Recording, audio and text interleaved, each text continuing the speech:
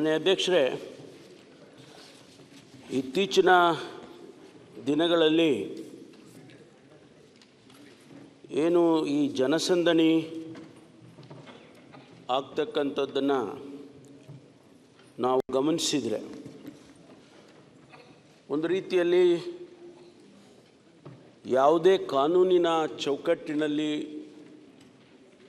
ಆಗ್ತಕ್ಕಂಥದ್ದು ಆಗ್ತಾಯಿಲ್ಲ. ಬೆಳಗಾಂನಲ್ಲಿ ಪ್ರತಿ ಬಾರಿ ನಾವು ಸದನ ಅಧಿವೇಶನವನ್ನು ತಾವು ಕರೆದಂಥ ಸಂದರ್ಭದಲ್ಲಿ ವಿಧ ವಿಧವಾದಂಥ ಪ್ರತಿಭಟನೆಗಳನ್ನು ನಾವು ಗಮನಿಸಿದ್ದೇವೆ. ಸಾವಿರಾರು ಜನ ಆ ಪ್ರತಿಭಟನೆಯಲ್ಲಿ ಸೇರ್ತಾರೆ. ಕಳೆದ ಅಧಿವೇಶನದಲ್ಲಿ ರೈತರ ಮೇಲೆ ಲಾಠಿ ಚಾರ್ಜ್ ಆಗಿದ್ದನ್ನು ತಾವು ಗಮನಿಸಿದ್ದೀರಿ ಅಂತ ಅಂದ್ಕೊಂಡಿದ್ದೇನೆ. ಅದು ಯಾಕೆ ಲಾಠಿ ಚಾರ್ಜ್ ಆಯಿತು? ಆ ಪರಿಸ್ಥಿತಿ ಯಾಕೆ ಉದ್ಭವ ಆಯಿತು? ಅದಕ್ಕೆ ಯಾವುದಾದ್ರೂ ಕೂಡ ರೆಗ್ಯುಲೇಷನ್ಸ್ ಇತ್ತಾ? ಅಥವಾ ಅವರು ಯಾರ ಅನುಮತಿಯನ್ನು ತೆಗೆದುಕೊಂಡಿದ್ರು? ಯಾವ ನಿಯಮಗಳನ್ನು ಅವರಿಗೆ ಸೂಚಿಸಲಾಗಿತ್ತು? ಈ ರೀತಿ ಇತ್ಯಾದಿ ಪ್ರಶ್ನೆಗಳು ಉದ್ಭವ ಆಗುತ್ತೆ. ಇಂಥ ಘಟನೆಗಳು ನೂರಾರಾಗಿದ್ದಾವೆ ರಾಜ್ಯದಲ್ಲಿ. ಪ್ರತಿನಿತ್ಯ ನಾವು ಪ್ರತಿಭಟನೆಯನ್ನು ನೋಡ್ತೇವೆ. ಪ್ರತಿಭಟನೆ ಮಾಡ್ತಕ್ಕಂಥದ್ದು ಅವರ ಹಕ್ಕು, ಅದಕ್ಕೆ ಯಾರ ತಕರಾರು ಇಲ್ಲ. ಆದರೆ ಜನಸಮುದಾಯಕ್ಕೆ ಅದರಿಂದ ಆಗ್ತಕ್ಕಂಥ ತೊಂದರೆಗಳು, ಅನಾಹುತಗಳು,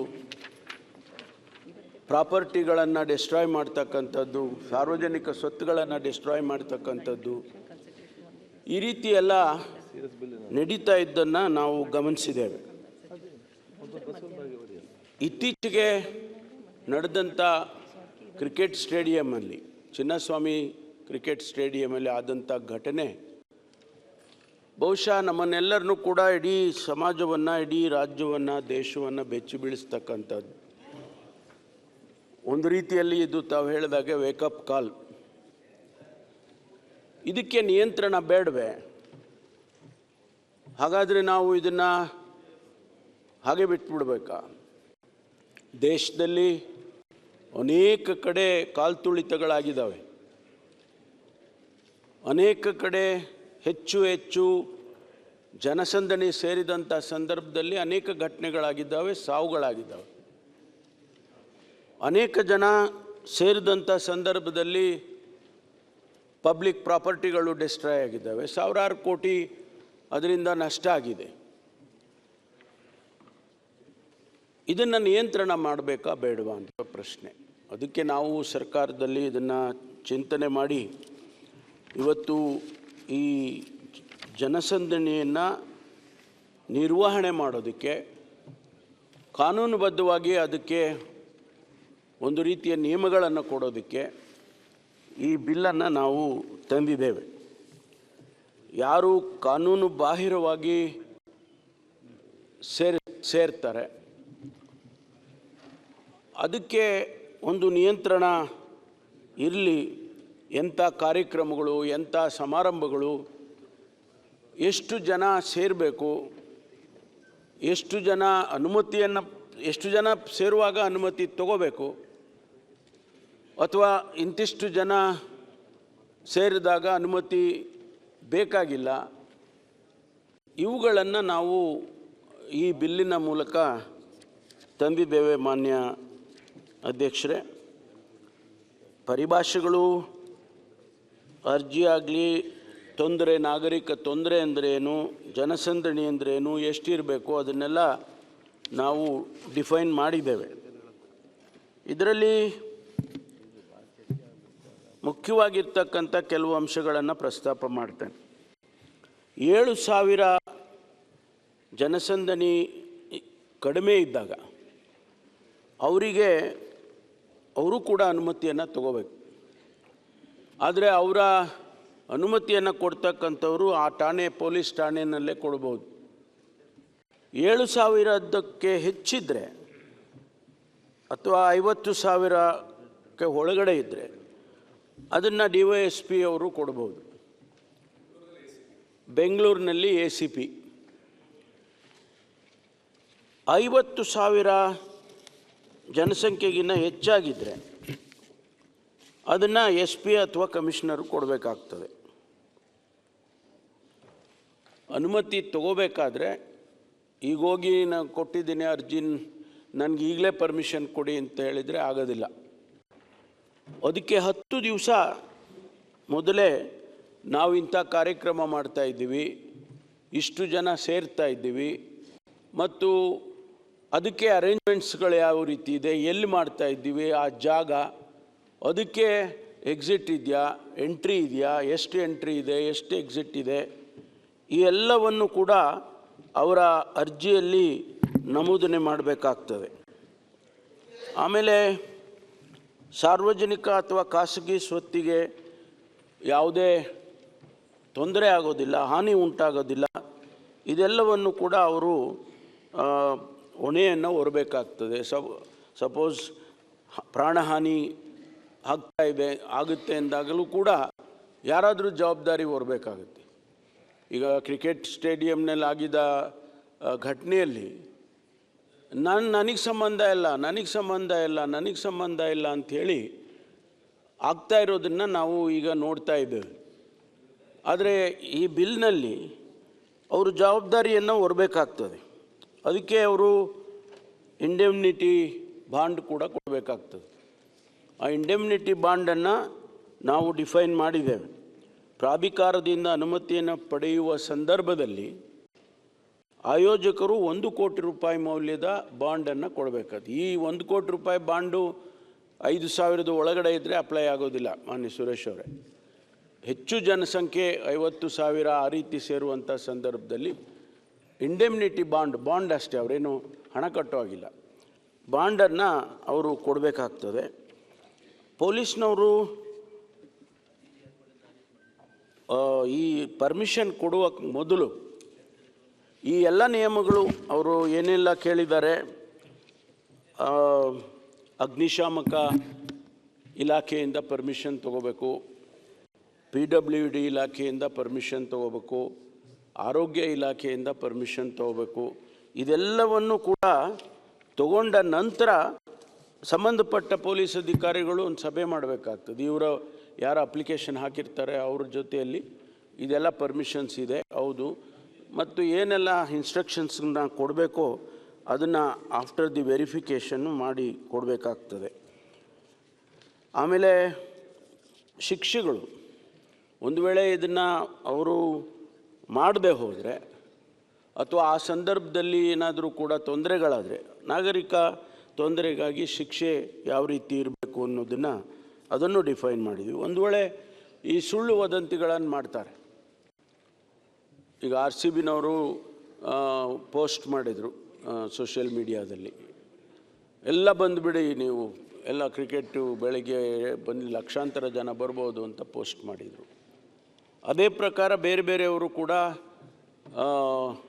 DNA ಅವರು ಪೋಸ್ಟ್ ಮಾಡಿದರು ಮತ್ತು ನಮ್ಮ ಮುಖ್ಯಮಂತ್ರಿಗಳ ಕಚೇರಿಯಿಂದ ಪೋಸ್ಟಿಂಗ್ ಆಯಿತು ಅಂತ.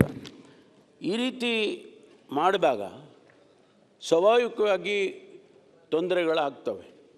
ಅದನ್ನು ಕೂಡ ನಿಯಂತ್ರಣ ಮಾಡ್ತಕ್ಕಂಥದ್ದು. ಅದಕ್ಕೇನು ಶಿಕ್ಷೆ ಕೊಡಬೇಕು, 3 ವರ್ಷಗಳಿಂದ 3 ವರ್ಷಗಳವರೆಗೆ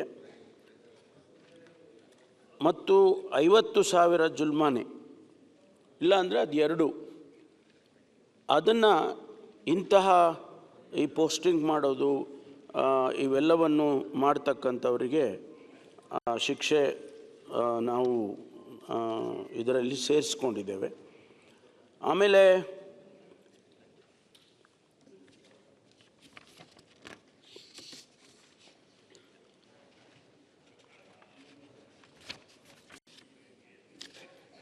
ಪೊಲೀಸರ ನಿರ್ದೇಶನ, ಪೊಲೀಸ್ನವರು ಕೆಲವು ಸಂದರ್ಭದಲ್ಲಿ ಇನ್ಸ್ಟ್ರಕ್ಷನ್ಸ್ ಕೊಡ್ತಾರೆ, ನೀವು ಹೀಗೆ ಮಾಡಬೇಕು, ನೀವು ಹೀಗೆ ಮಾಡಬಾರ್ದು ಅಂತಕ್ಕಂಥದ್ದು ಆನ್ ದಿ ಸ್ಪಾಟ್ ಇನ್ಸ್ಟ್ರಕ್ಷನ್ಸ್ ಕೊಡ್ತಾರೆ.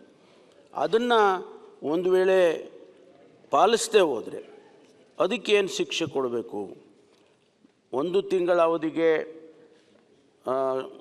ಶಿಕ್ಷೆ ಕೊಡ್ತಕ್ಕಂಥದ್ದು ಮತ್ತು 50,000 ರೂಪಾಯಿ ಜುಲ್ಮಾನೆ ಹಾಕ್ತಕ್ಕಂಥದ್ದು, ಇದನ್ನು ಕೂಡ ನಾವು ಇದರಲ್ಲಿ ಸೇರಿಸಿದ್ದೇವೆ. ಆಮೇಲೆ ಜನಸಂದಣಿಯ ವಿಪತ್ತಿಗಾಗಿ ಶಿಕ್ಷೆ, ಇದು ಕೂಡ ಜೀವಹಾನಿ ಆದರೆ, ಆ ವ್ಯಕ್ತಿಗಳು ಕರ್ತವ್ಯ ನಿರ್ಲಕ್ಷ್ಯ ಆದರೆ ಅದಕ್ಕೂ ಕೂಡ ನಾವು 3 ವರ್ಷಗಳು ಮತ್ತು 7 ವರ್ಷಗಳವರೆಗೆ ಕಾರಾವಾಸದ ಹಾಗೂ ಪ್ರಾಣಿಹಾನಿ ಪ್ರಕರಣಗಳಿಗೆ ಕನಿಷ್ಠ 10 ವರ್ಷಗಳಿಂದ ಜೀವಾವಧಿ ಶಿಕ್ಷೆ ಗುರಿಯಾಗತಕ್ಕದ್ದು ಅಂಥೇಳಿ ಶಿಕ್ಷೆಯನ್ನು ಕೂಡ ನಾವು ನಮೂದಿಸಿದ್ದೇವೆ. ಇದರಲ್ಲಿ ಮಾನ್ಯ ಅಧ್ಯಕ್ಷರೇ,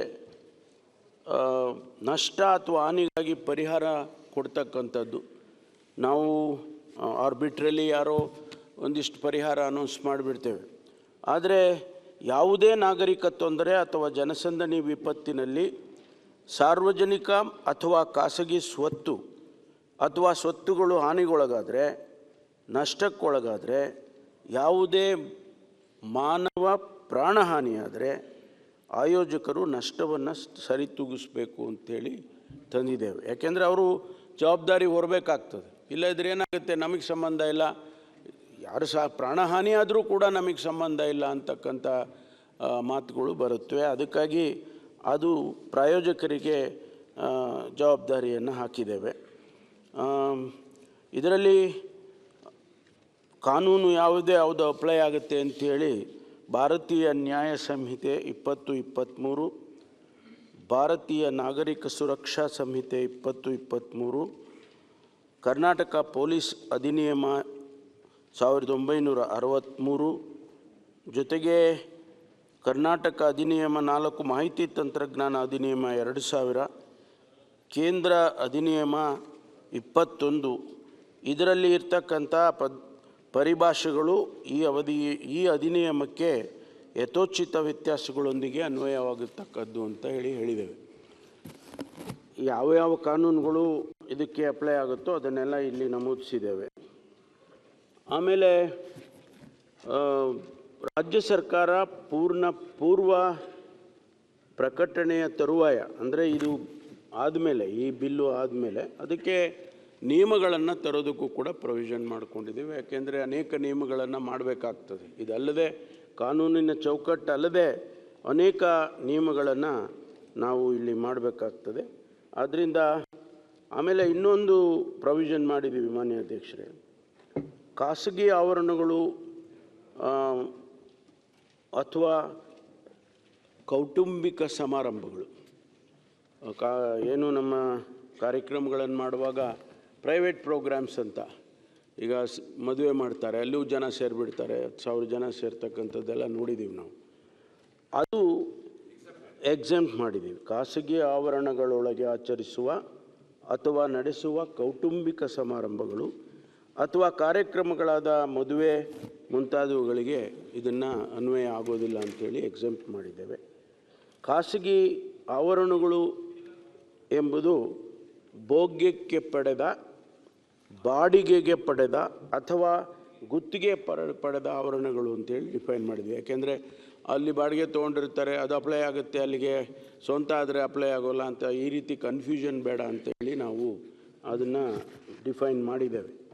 ಆದ್ದರಿಂದ ಮಾನ್ಯ ಅಧ್ಯಕ್ಷರೇ, ಈ ಬಿಲ್ಲು ಬಹುಶಃ ಭಾಳ ಉಪಯುಕ್ತವಾಗ್ತದೆ ಅಂಥೇಳಿ ನಾನು ಭಾವಿಸ್ಕೊಳ್ತೇನೆ. ಯಾಕೆಂದರೆ ಇದಕ್ಕೆ ಇತ್ತೀಚೆಗೆ ಅದು ಯಾವುದೇ ಸಮಾರಂಭಗಳಾಗಿರಲಿ, ದೊಡ್ಡ ಸಮಾರಂಭಗಳು, ಲಕ್ಷಾಂತರ ಜನರನ್ನು ಸೇರಿಸ್ತಕ್ಕಂಥ ಸಮಾರಂಭಗಳು ಆಗೋದನ್ನು ನಾವು ಗಮನಿಸಿದ್ದೀವಿ. ಅದು ರಾಜಕೀಯ ಸಭೆಗಳಿರ್ಬೋದು ಅಥವಾ ಬೇರೆ ಸಭೆಗಳಿರ್ಬೋದು, ಅದಕ್ಕೆ ಯಾವುದೇ ನಿಯಂತ್ರಣಗಳೇ ಇಲ್ಲದೆ ಅನೇಕ ಸಭೆಗಳನ್ನು ನಾವು ಆಗ್ತಾ ಇರ್ತಕ್ಕಂಥದ್ದನ್ನು ಗಮನಿಸಿದ್ದೀವಿ.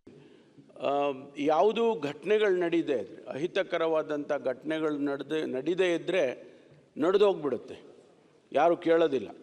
ಅಕಸ್ಮಾತ್ ಏನಾದರೂ ಘಟನೆಗಳು ನಡೆದರೆ ಆ ಸಂದರ್ಭದಲ್ಲಿ ಯಾರು ಹೊಣೆ ಹೊರಬೇಕು, ಯಾರು ಜವಾಬ್ದಾರಿ ಹೊರಬೇಕು, ಪೊಲೀಸ್ನವರು ಹೊರಬೇಕಾ, ಆಯೋಜಿತರು ಹೊರಬೇಕಾ, ಅಥವಾ ಯಾರು ಹೊರಬೇಕು ಅಂಥೇಳಿ ನಾವು ಇಲ್ಲಿವರೆಗೂ ಡಿಫೈನ್ ಮಾಡಿಲ್ಲ. ಅದು ಕಾನೂನು ಚೌಕಟ್ಟಿನಲ್ಲಿ ಪ್ರಶ್ನೆ ಮಾಡೋದಕ್ಕೆ ಆಗೋದಿಲ್ಲ if it is not well defined. ಅದಕ್ಕೋಸ್ಕರ ಈ ಒಂದು ಬಿಲ್ಲನ್ನು ತಂದಿದ್ದೇವೆ. ಮಾನ್ಯ ಸದಸ್ಯರುಗಳಿಗೆ ನಾನು ವಿನಂತಿ ಮಾಡಿಕೊಳ್ತೇನೆ, ಇದನ್ನು ತಾವು ಚರ್ಚೆ ಮಾಡಿ ಮಾಡೋದಿದ್ರೆ ಮಾಡಿ, ಇಲ್ಲಾಂದರೆ ಹಾಗೆ ಪಾಸ್ ಮಾಡಿಕೊಡಿ.